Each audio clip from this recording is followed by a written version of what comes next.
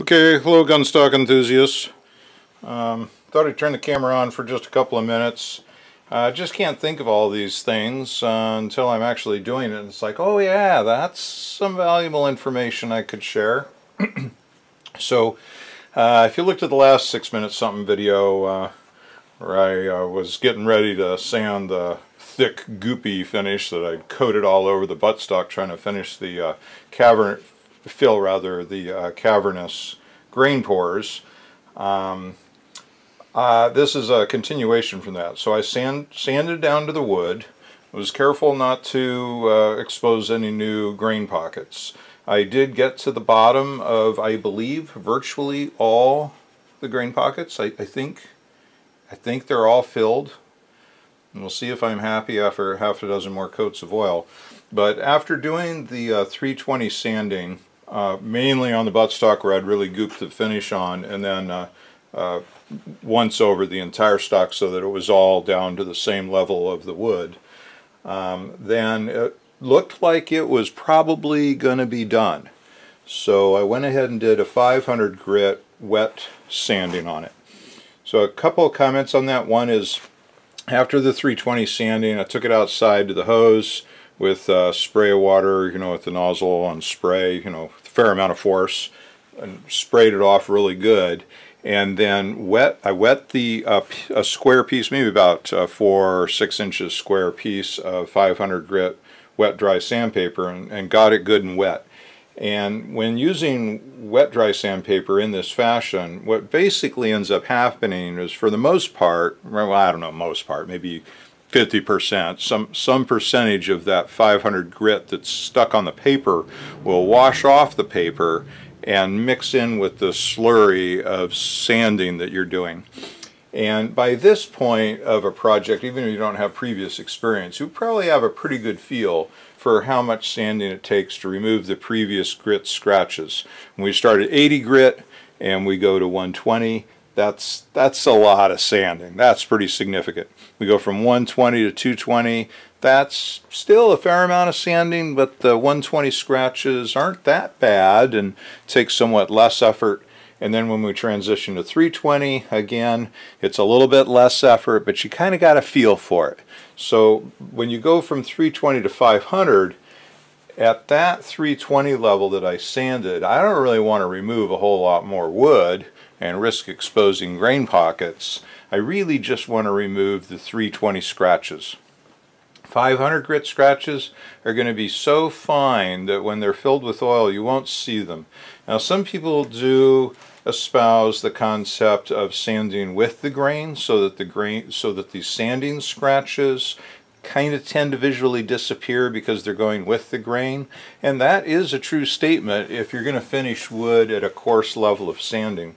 But by the time we're finished filling the pores of the wood with oil, we've ended up with a surface that's almost plastic-like. It no longer really is the original wood structure in a sense. So at the 500 grit level, those scratches are going to be so fine, they're going to be invisible to the eye, and certainly when filled with oil, they'll be invisible. So you don't need to go with the grain or try to do that. Just try to make sure that you're doing an even amount of pressure, an equal amount of sanding over the whole wood. That one little piece of 500 grit is going to be enough to do the whole stock. You're not going to want to spend a lot of time on it. You just want to make sure that you have hit all the surface of the wood with that 500 grit slurry nice and pretty evenly everywhere, and then hose it off. Yep, okay, so that was one thought bubble. Another is, I have put one coat of oil on after that sanding, and I'm reminded every time I do something, it's like, oh yeah, that's how it goes, that at this point there's pretty much the scratches that need to be filled with oil, they're microscopic. The 500 sanding slurry scratches are, well, to the eye they're completely invisible. They must exist at a microscopic level, but they're really so fine that it's difficult to get the oil to take on the wood. And we don't want to put the oil on there thick just to make it smooth and wet and shiny, because you're going to have to sand all that goopy stuff off. That would be a mistake. So we want to use a light amount on the folded paper towel, and you'll find that you actually have to really rub it in because it doesn't want to take. There's no scratches there. There's no honing marks, if you will, to take that oil.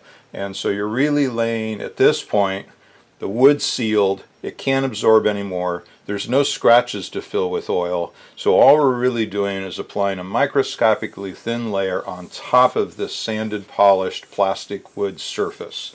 And that takes a fair amount of rubbing to get it in there. And you'll see, you go over and over an area and there's one spot just doesn't want to take the oil. Another little dampening and just work it in there. And if there are some areas, and I see it's a little splotchy right now, it's only one coat of oil. There's some areas just don't really seem to want to look like the other areas. That's okay. I'm kind of spotting something here that's going to need some attention. There's a little area here where the finish was a little rich from my goop action, and I can see it.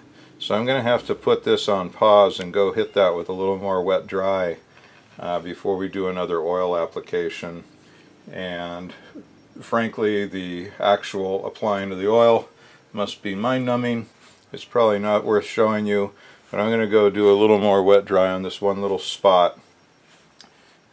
I just couldn't see it before. And then I'll do another coat of oil, and I'll probably check back in with you. It's probably going to take half a dozen or dozen wipes to bring the sheen back to where I want it. So I'll check back in with you all in a bit. So a couple other observations is for this little spot, and frankly, even if you're going to do a whole stock, you can pre-soak the wet dry paper towel in a cup of water to soften the paper. And I also wanted to mention, and I forgot to say this earlier, well, just a few minutes ago, that when you're doing the wet dry sanding operation on the stock, a mistake would be to allow a sharp corner of the paper to gouge into the wood. So you do want to try to hold it in such a way that you don't let that happen. Because if you let a sharp corner gouge in there, it'll probably cause a scratch. Not a big deal, but you know, just try to pay attention. So I'm just going to hit this area right here instead of outside with the hose, because it's just this little spot here. And maybe you can see how the grit turns into a slurry. You see how it's looking kind of soapy almost looking as the grit mixes with the little bit of finish that's being sanded here. Now of course when it's wet I can't see where that little issue area was. Oh, I might have just dealt with it. I can kind of see a remnant of it. I think it's a little bit of feature. The wood actually kind of collected the finish a little bit there, because I see where it was. There's actually like a little ring of grain pattern there. I think I'm going to be happy. I saw a little scratch down here that I think I hit it. I'm just going to hit it here. It wasn't really a scratch so much as just a little mark.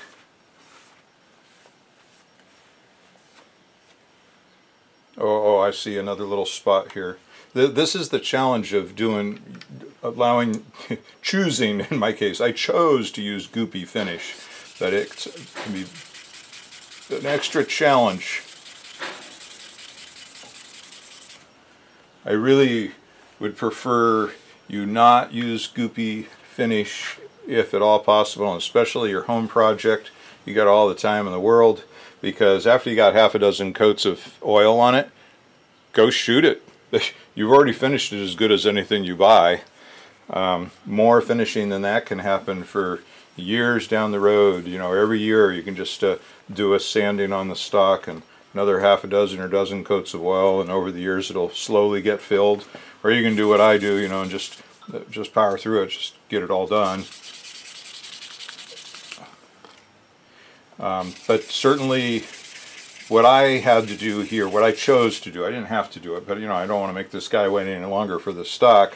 But what I chose to do is lay it on thick and heavy and just get the grain filled, and then had to suffer the consequence of sanding that down, and now just finding a couple of spots that I didn't really get sanded enough, but I think that's going to be good now. Now don't forget, if you bake it in the sun to dry it off after washing or after a coat of oil, let it cool off, because if you go and apply oil while the wood is warm, or heaven forbid hot, the oil is going to gel really quick and you're not going to be able to wipe it on thin. It's going to be left somewhat goopy, and then as soon as that happens, it's like, oh man, may as well just let it cure and sand it back down again. So I'm thinking this is going to be good, but I'll reevaluate it after another coat of oil, and if it's not good, we'll just touch it up. Well, since you're here with me now, let's just go ahead and get some oil going. Now at this point, while in earlier stages where I know I'm probably going to be sanding again, oh, let me zoom you back out. I don't, you know, I don't care a whole lot about reusing the towel until it's pretty well used up. But at this point, I don't want to run the risk of leaving any fibers behind. And you can see that I did so much rubbing on that one coat of oil, how the paper was starting to come apart. And that's going to start shedding little fibers in the finish. And that would be another mistake. Have to sand that down. So I'm going to, got junk text. I'm going to use fresh paper, probably every coat of oil. And again, you've seen me do this before. I cut a square of Scott Blue paper towel into fourths, and a torn off piece, and fold it in half, cut it, and fold it in half again, cut it, so I get 4 pieces of paper. And then fold these lint shedding edges in, like that, more or less. And then to the middle, and then one more time like that, and so I end up with a piece that has no exposed edges. I better get this water out of here before I do something foolish with it. Now let's see how this applies.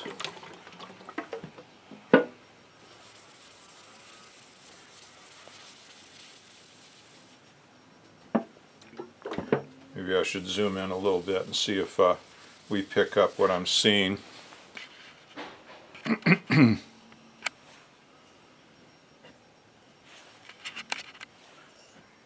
All right, let's give this a try.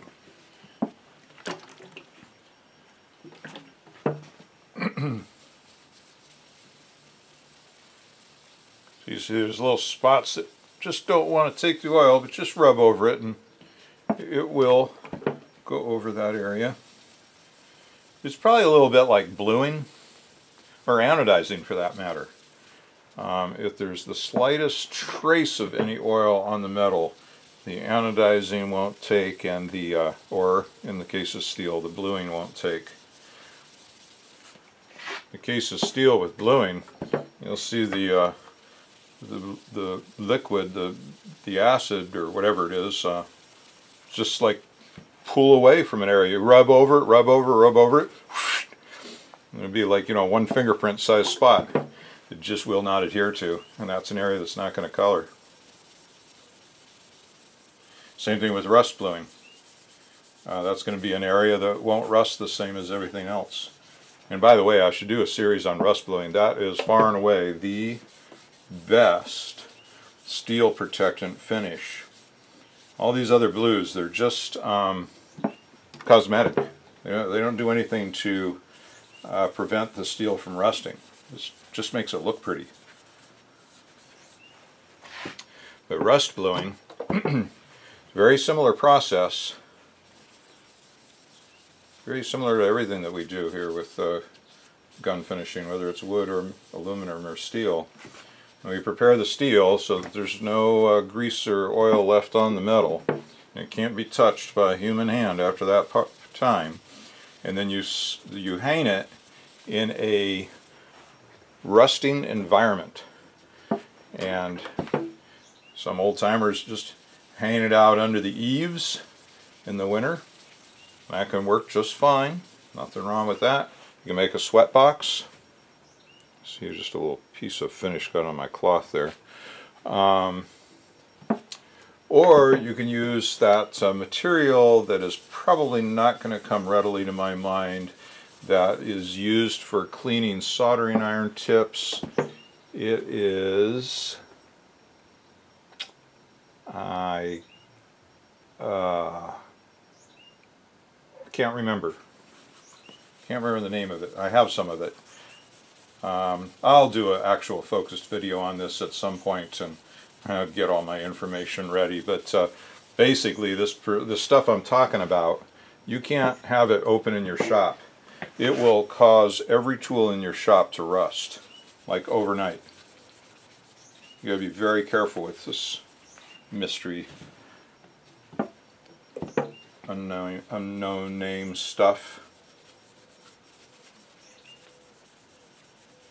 But if you make a box and hang your metalwork in there with a little piece of this material opened, you know, put it in a Ziploc baggie and open up the baggie in a box, your metal will rust quite quickly. And because you removed all the oil, the rust will be even over all of the metal. And then you card off the rust.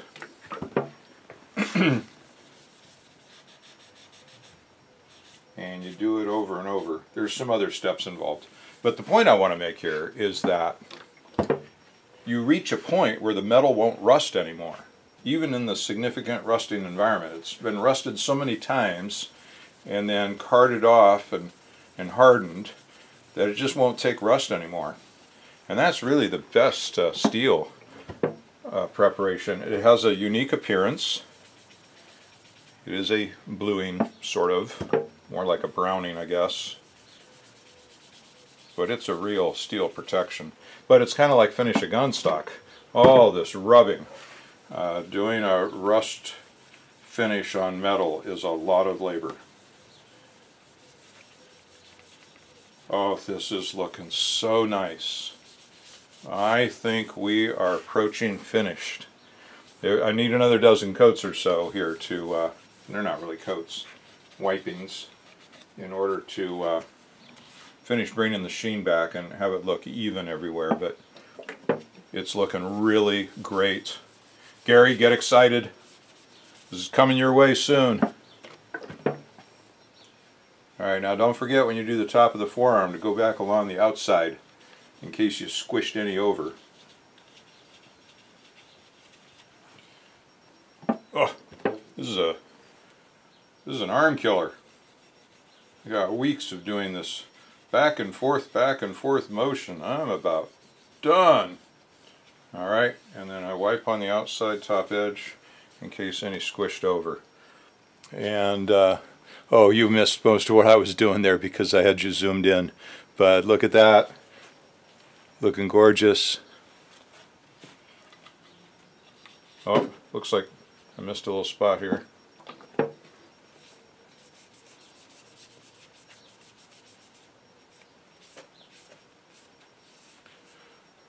Alright everybody, sorry you missed a little bit of what I was doing there when I was outside of your view.